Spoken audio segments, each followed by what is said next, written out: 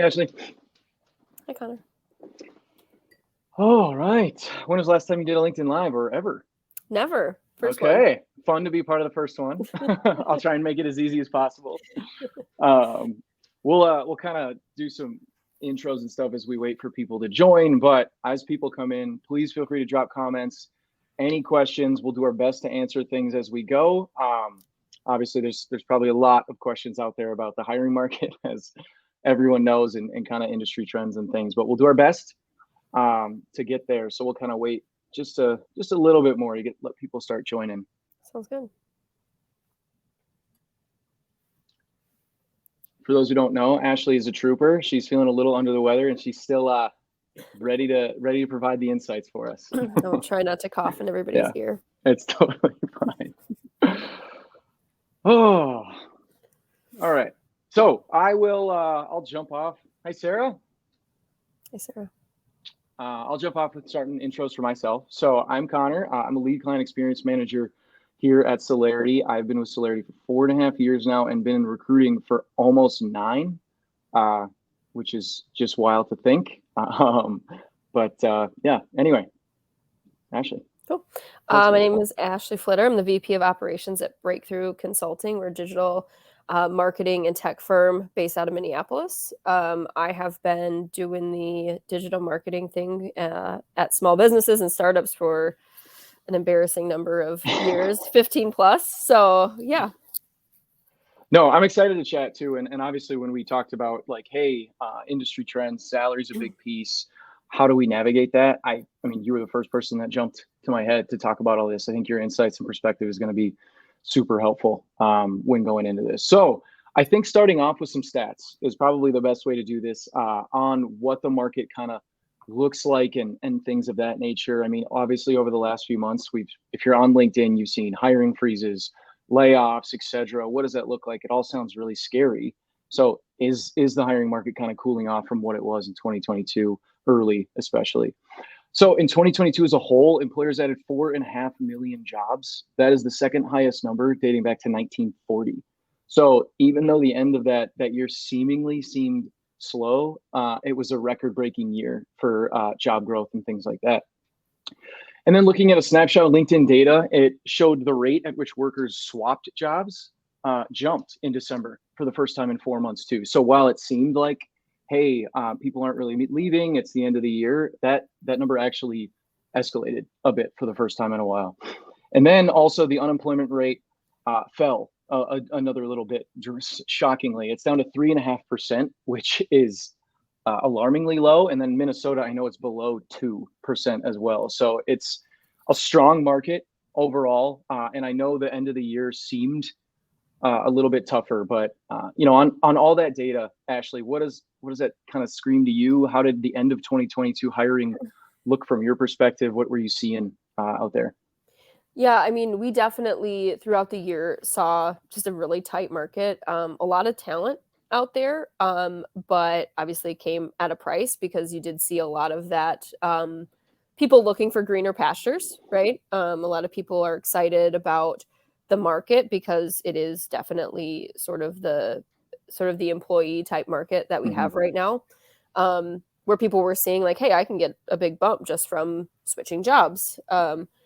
So there's a lot of talent, really tight market. I think that to your point, like we've still seen that going. We've done a lot of hiring in the last 6 weeks even. We still saw a lot of people that were looking for something a little bit better. They had, recently gotten a new job, but still were feeling like maybe it wasn't the right fit and still kind of seeing what else was out there. So I think we definitely have felt on the ground all of those stats. It's definitely not just a stat. It's what we're seeing in the day-to-day. Yeah. And then touching on salary, obviously that was a huge factor in 2022. I mean, working on all the jobs that we do here at Celarity, some of the salaries we saw salary growth wise were astronomical. I mean, probably due for a salary growth, wages have been relatively stagnant, and kind of touching on that piece, in the early half of this year, wage growth was shockingly high, but it actually was slightly lower than expected for this past month. So it dropped 0.3%, in what from 4.6 to 4.3% wage growth. So that might be starting to kind of self-correct itself. And that's something that I would probably foresee in 2023, not back to what it was where, hey, we're only going to give you 2%, 3%, type increases per year. I think that increase is still going to go up, as it probably should, especially with inflation being high. But I think we're starting to see come back to the medium, right? Come back to the middle a little bit on that end. So I think touching on salary is a big piece, and I would love your perspective on this, especially during the interview process, right? Like you mentioned Breakthrough obviously being a little bit smaller of a company. How do you talk about salary in an interview process? How do you make sure that the candidate gets what they want, but also on your end, not spreading the team too thin or spreading your company too thin? How does that look for you during an interview process? Yeah, I mean, money is always hard to talk about. It just doesn't matter, how much you do it. I talk about it with people all the time. It doesn't ever get any easier.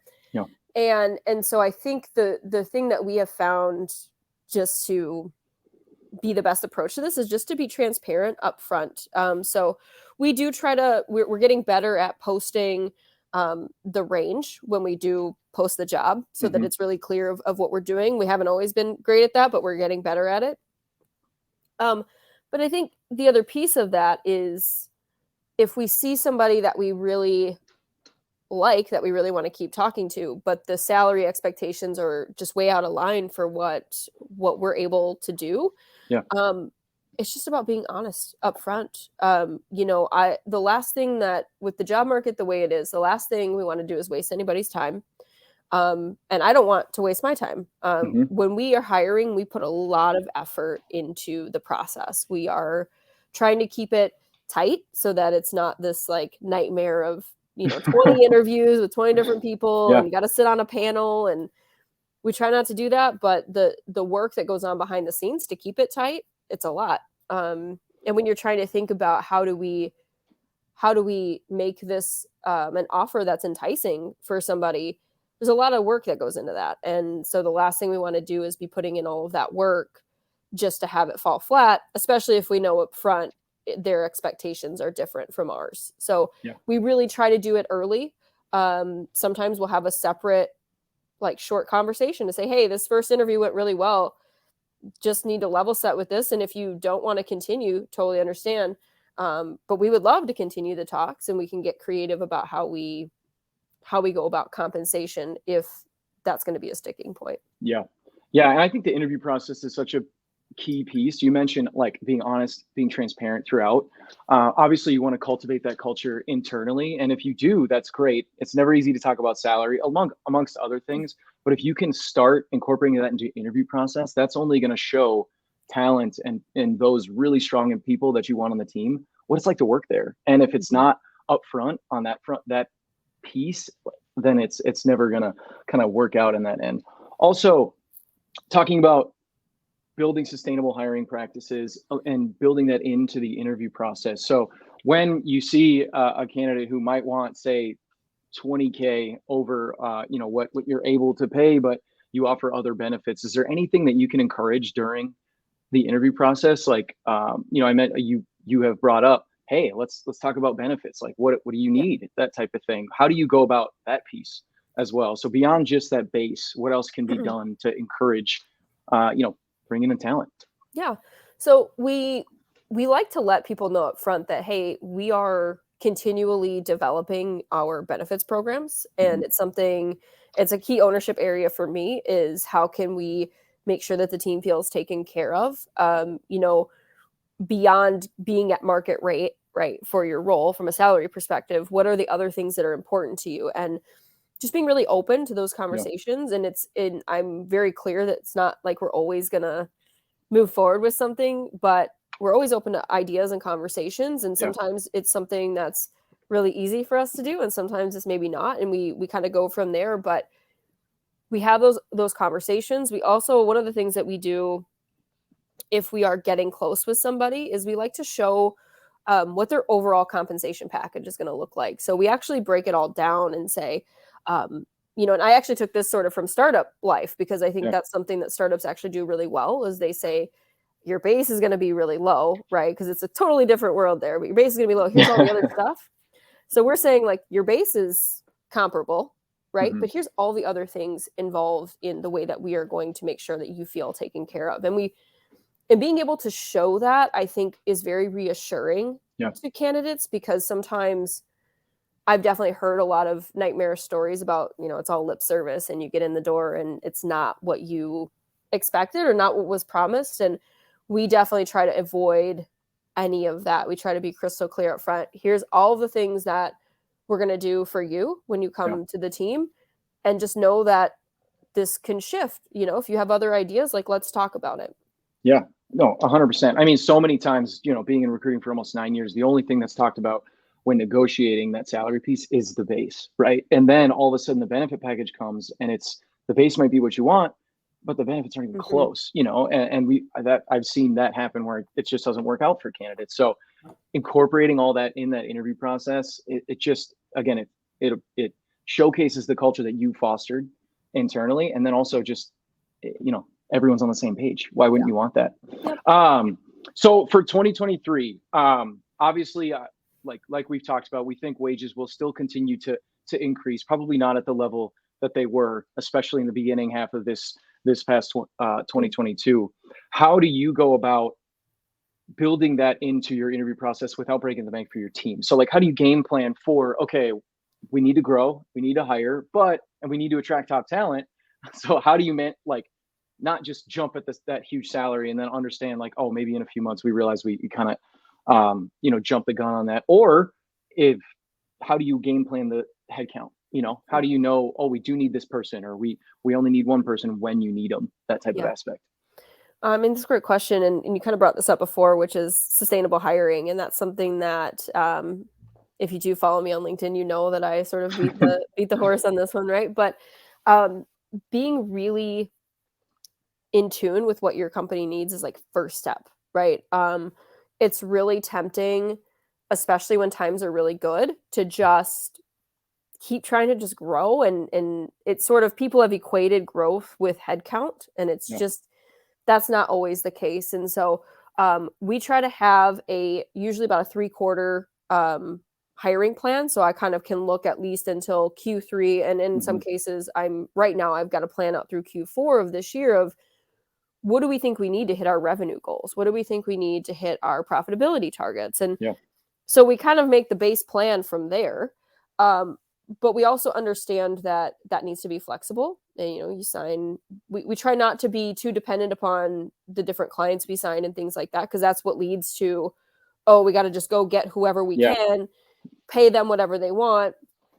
Oh, and 6 months later, the client's no longer with us, right? Yeah. Oh, well, now we got to lay people off. And that's absolutely something we try to avoid. So it's really the planning, the being flexible, and then also doubling down on my existing team, right? A big Absolutely. part of thinking about hiring is like, does our team feel challenged? Does our team feel taken care of? If we take care of them even better, are they going to be, here to like get us through the end of the year, right? Yeah. Because I think the bigger cost is turnover, No, right? So couldn't it's a agree more. huge cost to bring people on, right? The onboarding, all of that, but turning over people who already are on the team is just something that is time, money, and morale. And I think that we do put a big focus on, we run lean, but not too lean where everybody's feeling burned out. But Yeah. how can we ensure that if we're getting a little bit fuller from a capacity standpoint, that our team feels like, hey, we support you, we're here for you, what can we do for you, so that it's not just this reactive hiring process. Yeah. No, I love that you brought that up, because so often, which by the way, real quick, if you don't follow Ashley on LinkedIn, definitely follow her. She posts a ton of good stuff about all these sustainable hiring and salary transparency and things like that. So would recommend. Um, so many times in hiring, it's reactive, just like you mentioned, and people will call, Celarity or just internally like, oh God, we just lost 2 people. Our account is suffering drastically, and that's when maybe the hire isn't the right person for the team, or maybe that candidate kind of takes the job quick because it's the first one that happens. But if you look ahead at, hey, who's on our team, who's a rock star, and how can we help make them elevate them even more, right? Like keeping people happy and keeping them retained is half the battle. And if you focus on that half first, then it'll allow you to be more proactive with hiring. So I love that you brought that up. Um, in terms of what you've heard and seen for 2023, maybe we can talk about the future a little bit, just in general for the marketing. You've obviously been in the marketing industry, that digital space for, like you mentioned, maybe I wouldn't call it an embarrassing number of years, but those are your words. What do you see trend wise in terms of roles that could potentially come in? Maybe not even a breakthrough, just in general from all your contacts and friends out there. What do you see? And I can kind of jump in too with you. Yeah, I think I've had some interesting conversations, sort of people that have reached out to kind of talk to me about some of my previous work and things like that to kind of get a sense of if it's something that they might want to do. I feel like there is a big need for people in project management, for sure. I think there's a lack of understanding about like what credentials are needed and where and things like that, and I think it Hmm. prevents a lot of people from going down that path. So I think there's definitely a need for project managers, like good ones.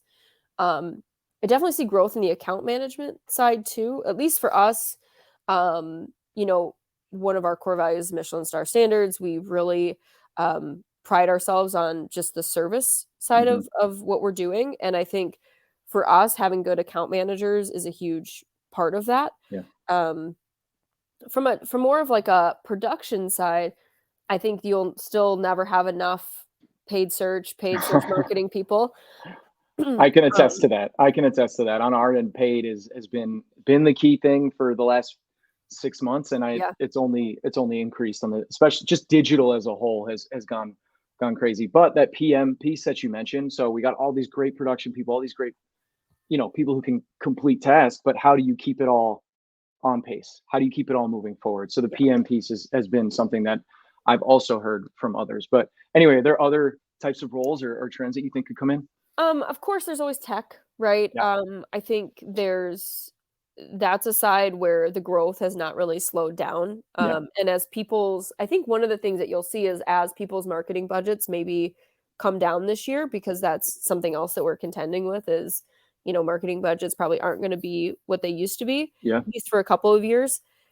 They're leaning more into tech because they want longer term solutions. They want to Hmm. sort of see a tangible impact with their dollars. And sometimes on the marketing side, it's a hard thing to say, this is what we're going to do. Oh, but Yeah. you have to wait a year to see the results, right? Yep. So tech is something that I think people are really leaning into, as the marketing budgets themselves, sort of like your traditional marketing budgets, Hmm. are in a little bit of flux. Yeah, I'm even seeing that this week. Mm. A couple of clients of ours asking us to help out with a little bit more on the tech side. Not totally unrelated to marketing, obviously, but like you said, I'm seeing that just this week. Clients are reaching out asking for help on that side. So, as we wrap up, any final thoughts on what 2023 can bring? Any advice you have on the 2023 hiring? I obviously love hearing the perspective of you, just keeping things honest and transparent in the interview process. But any other pieces that you'd like to share? Kind of as we wrap this up. Yeah, I think it's going to be sort of another year of uncertainty, because, like you said, it kind of is ebbing and flowing, Yeah. and the job market. We have really low unemployment. The job market's still really tight. I think it will self correct, but probably not until Q3, Q4. Yep. Um, I'm excited because it's an opportunity to be creative. We get so really, truly stuck in this base salary piece, and it's not for nothing, right? Like you Yeah. you can't pay your bills with benefits. That's something I say a lot, which is like we hear that, right? It's not cash, and Hmm. cash is still king, right? Yeah. Yeah. Um, but I'm excited to get creative with it. I think everyone should sort of step outside of that box and really think about what shows my team that I care about them. I mean, this is gonna sound maybe a little silly, but you think about, like, your kids, right? And, Yeah. I sort of think about it like, when you're a kid, like, money is fun, right? And you can do things with it, but, like, is that what really shows that people care about you, right? And it's no, it's the time with Yeah. them, it's a lot of other things that go into it, and I don't think we change that much as we get older, and so I think that there are still a lot of ways that we haven't even touched the surface on how we can show our teams that we care about them as people, Yep. without it always being sort of intrinsically linked to that base salary, which, to remain a solvent business, you just have to be mindful of. Yeah, absolutely. Yeah. And I again, I love that you bring that up about being empathetic towards a person as a human being rather than just an employee, right? Like the best experiences I've had, including my current one, I'm lucky, but where my boss actually takes the time to invest in who I am as a person and show Mhm. that they care about me. And that means, I mean, obviously, like you said, doesn't pay the bills, but it helps. It helps Yeah. me feel rewarded at my work. It makes me want to come to work. So I agree with you. There's such an opportunity to be creative here, in this uncertain market. And I think it's an exciting time, an interesting time, but an Yeah. exciting time to see what 2023 brings. So, Yeah. Ashley, I won't keep you too much longer. I know you're feeling a little under the weather. I appreciate you jumping on here, Yeah. Thanks so much sharing for your having me. insights. Everyone, again, follow Ashley on LinkedIn. She posts a ton of good stuff, in terms of all this hiring process, salary trends, and everything like that. And if you ever have any questions, give us a shout. We appreciate everyone taking the time to jump on here and share a little bit of your lunch with us. But Ashley, hope you feel better, and Thank you. appreciate it again. Thanks for your Thank you so time. much. Thanks, everyone.